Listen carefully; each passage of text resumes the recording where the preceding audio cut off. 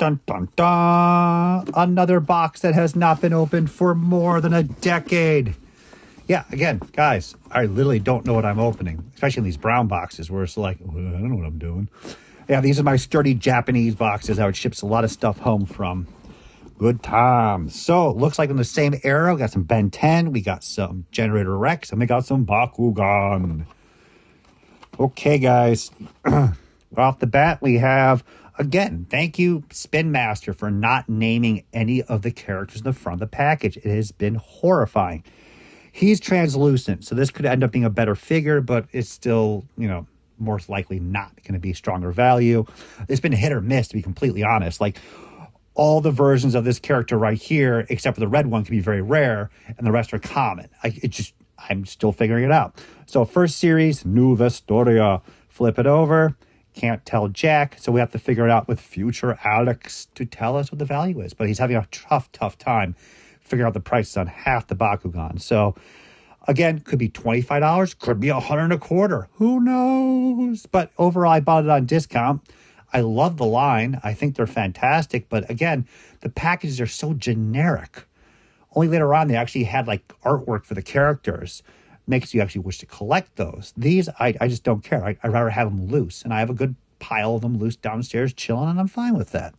So let's bounce this puppy out. Let's get some room. The time is up to talk about Bakugan Zenith Titan. So this is when they were trying to do the action figures, which it was kind of successful to a limited point. They did produce a couple series of them, but they look wonky. They all look the same. They really don't do much. I'm not too impressed on them. I have found out a couple are worth money. I put up one for $75, and I put one up for $15. So it's kind of hit or miss as well. Clearance, $4.72 at Target. Absolutely. Like what does it do? It has a battle function. It just, again, there's nothing different between this character and this character almost, other than just colors. It's just bad design is all I'm going to say. But this could be worth some decent money. I don't really have any passion for these. It's just another figure coming out that's neat. But again, we don't have a house to own one of every toy figure with a childish mentality that you can do it. So it's time to go. Okay, so we're on to Ben 10, which I was enjoying collecting and trying to figure out which ones were better to invest in, because you might as well if you're collecting. So here we have, ooh, it's the Gold Ultimate Spidey. Check out that hologram down there. Oh, hell yeah. Cool. So these are the Gold editions. So if I correctly remember, these were only produced in Singapore or just Asia in general. And they're limited, I think, to 10,000, and that was it. And when they came out, not many people were excited about them. I was trying to pick them up, but shipping cost is still nuts. And then, of course, as we discussed earlier, how many can you pack away? How many of these can you put away in expectation of how many years later to be worth what? And only future Alex can tell you what this is worth right now, because I personally don't know if it's actually increased in value and people care about it. They should. Ben 10 stuff has been moving up, and a number of sets have been going for some decent money. But do they care about oddball color variants, or they want specific characters? That we're going to find out. So what else do I pick up? We have NRG. So I've had him before. He's pretty cool, actually. Again, clearance, $3.44. Great price for picking stuff on discount. But as I was saying earlier in the rant, like, vintage Star Wars carded figures, you could probably fill this whole box right here with, like, I mean, my God, like 80 of them. It's ridiculous. Bubble to bubble to bubble. And then you buy these giant bubbles and packages, and you just can't pack away that much. And that's how I got to this point, and I'm definitely glad I slowed down.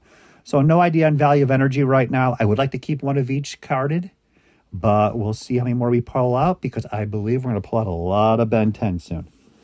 Excellent. So we have another gold. Kevin, much better. Again, these would show up once in a while in Japan when I was shopping there for like $5-10 each. So I pick them up, but we'll see how many we have. I don't know, but they're good to have something of that versus, you know, this is crazy. This whole toy line, I completely forgot about it right now until this moment. Legends of Nara, Metamorphs. So he turns into a cockroach, into a humanoid cockroach. I guess this is Valkyrie mode from Robotech, which is pretty cool. $3. Nobody cared. Nobody cared. These have got to be tough as nails, to be honest, to find these things. MGA Entertainment. I like them. I don't know if I need it, but it's still pretty damn cool, to be honest with you. Oh, Generator Rex. So this entire series, though very well written, and I watched quite a bit of it. I like the creatures involved. The whole concept was there. Yeah, it just didn't do well. It's just one of those things that has all the things going well for it, and then it just fails. I think the show actually won some awards. It just petered out, and that's just how things happen at times. The toy line, I already know, even though I paid $5 at Walmart, it's worth about $5. I mean, at this point, I might just open them all up and just have loose samples because nobody's looking for them. It's past that mark, man. We have Swamp Fire. Swamp Fire, much more popular character than Energy. Got the little Omnitrix crystal there. So when you have the Omnitrix, the ultimate Omnitrix with the crystal character fits on top, these are just dirt common. These are like $5 each compared to the first series one, which is worth like $80 loose, 400 package. This one just doesn't get much love. Now, if you have a lot of the crystal characters that came with the figures, it does go for much more money, just to give you guys a heads up. A lot of great characters there. Echo is cool when he came out. A lot of repackaging of this style card, as you can guess, for Alien Force. Why not? Mad already has the molds. But probably about $30, $25. Not sure. Hey, that's what I want to see. More Omnitrixes. So let's just go for it. So the Omnitrixes always changed up every season, as you know, and Bandai is making new ones. This one's a better piece. Again, they're these like the Power Ranger morphers of the toy line. Cosplayers like it. Everyone wants them, to be honest with you. They're just a perfect thing to purchase and sit on for a long term. I sold quite a lot of the original Omnitrixes too early, and I had a much later one, which we'll pull out at some point. I bought tons of them in Singapore, which was a gamble, but they paid out beautifully. But I always keep one for the collection. No idea what this one goes for. It's the LCD one. I think they run about $40, $45 loose, but sealed. This might be about $100 a quarter, $150. You guys see any of these Omnitrixes at the flea market, no matter which ones they are, always pick them up. They're always going to be in demand. And then we have Ross selling this for $6. The Disc Alien Ultimatrix. I have no idea what this one's be worth because this is the later series. It could be more difficult, but people don't have as much heart for this series as they do with the original one when Ben was younger. But this is still a much more uncommon Omnitrix to find in general. So this one could be around $100 a quarter as well, which is pretty cool, especially paying only $6, but I should have bought more.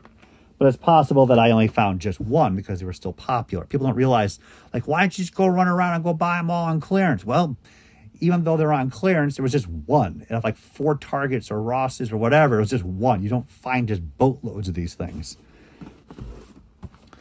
Oh, these are pretty cool. I forgot about the comic 2-packs. So we got the Spider Monkey. I forgot his name. It should be right there. Volcanus. So these should be pretty good right now. $6 at Ross. I was shopping at Ross on this exact day, and I was just packing them all in here. Very nice paint job. I think Bandai did a great job with these. Here's the individual Spider Monkey. And if you see, the design is different there. The mouth open, mouth closed. So interesting. This has a action feature to it, while this is just a generic basic figure. Sweet.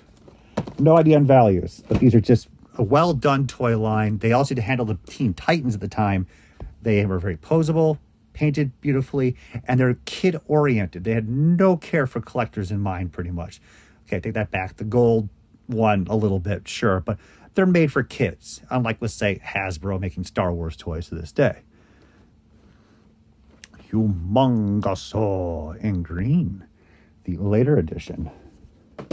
All these bought for $6 each. I got one of each of the larger deluxe Terra Spin with the head that folds in. So that's pretty good. I got the whole set there. Very nice.